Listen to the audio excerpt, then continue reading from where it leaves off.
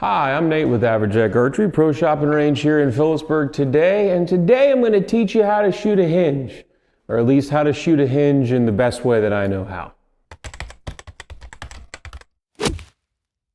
So what is a hinge release? It is not a back tension. So there is a common misnomer that back tension releases are hinge releases, and that's not what they are. There is a true what's called a tension release.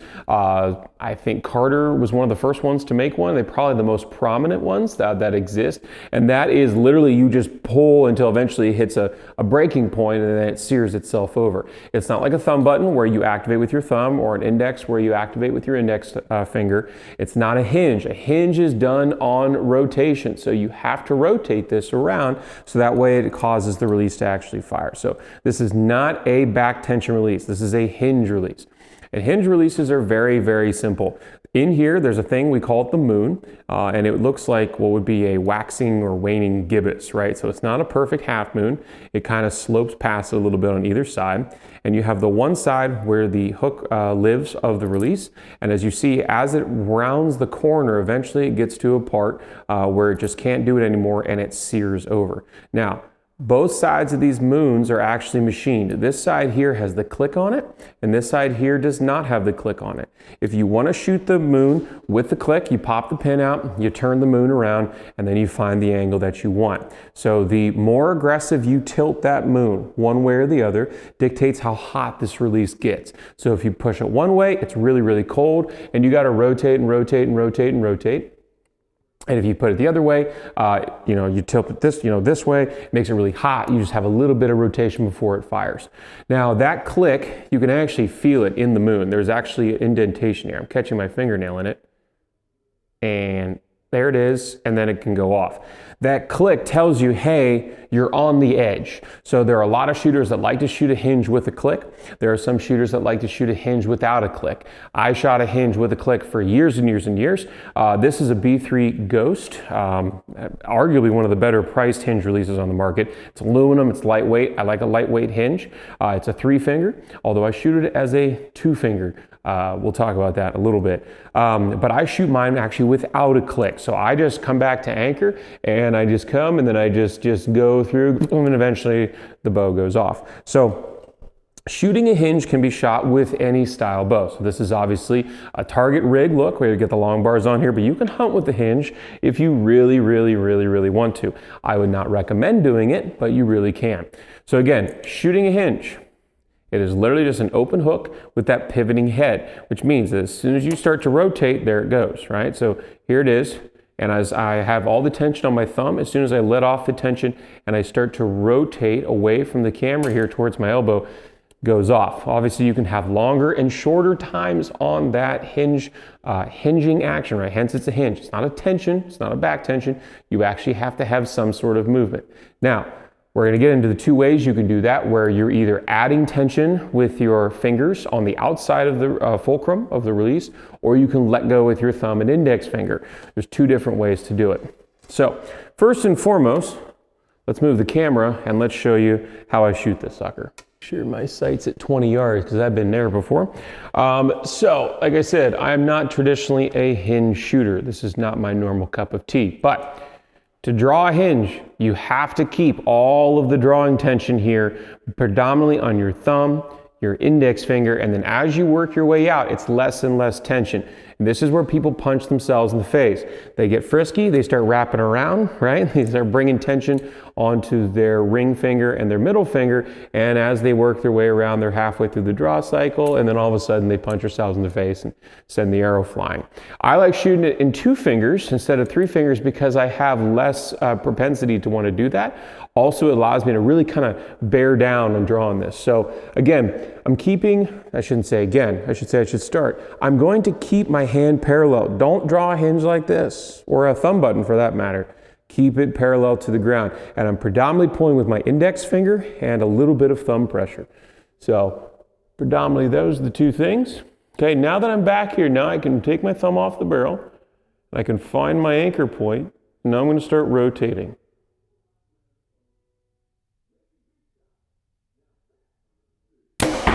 Now I can choose to do one of 2 rotational methods.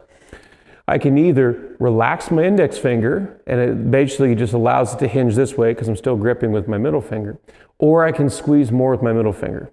I prefer to squeeze more with my middle finger than I do let go of the release. Just doesn't seem intuitive for me to start letting go of the release that's holding the entire bow back. I think I shot a 10 down there, it's not too bad. So again, if I'm gonna shoot as a 3 finger, it's the exact same premise. I'm still drawing with my thumb and index finger.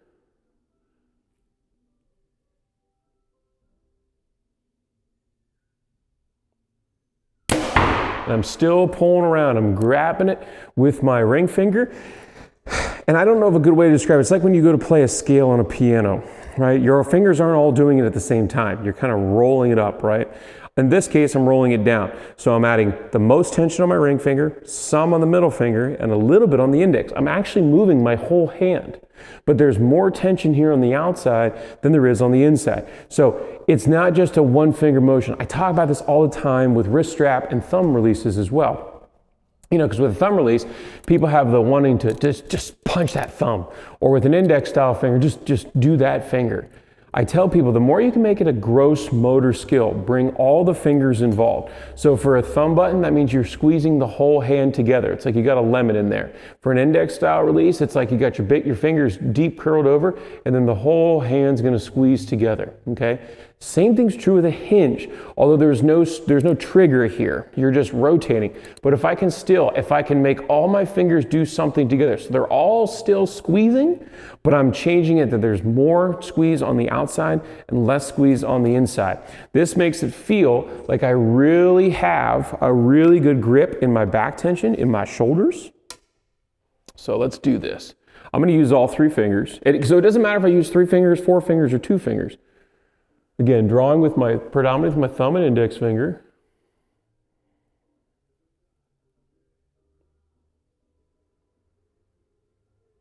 It really does feel like the whole, and you notice the explosion, right? Boosh, just everything goes this way. You'll never see somebody shoot a hinge and their hand just ends up right here, because it's like you just snapped a giant rubber band. It's like my whole hand squeezing, but since this is on the outside of that fulcrum, right? The pivot point's here on the inside of my index finger. It's like the whole hand squeezing. You notice it has to rotate away from my face. It has to complete the rest of that. So my release is set relatively cold because of it. You can't have a super hot release and do this method, but I think it's the best. I just want to let it be known, these are my first 3 shots of the day with a release I'd never use, and I'm just talking the whole time, and bam! 2 X's and a 9.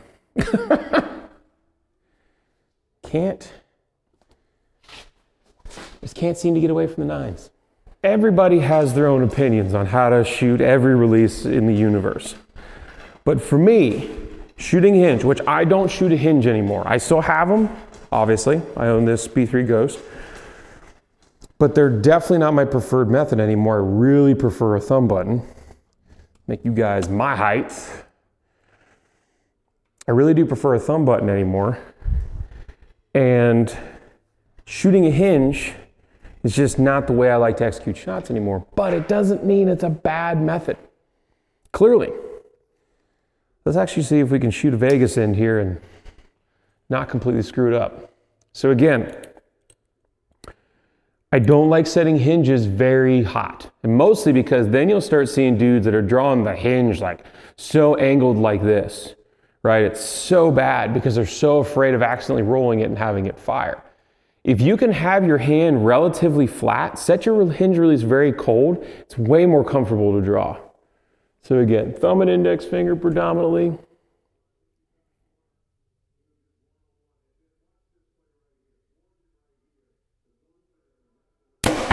Oh, that was money. Just again, the whole hand is squeezing. But since this is on these fingers are on the inside and this finger's on the outside, it's gonna have way more leverage. But I get to activate the whole hand. As soon as you make something a 1 finger, and this is why people go to a hinge. They want to get away from a trigger.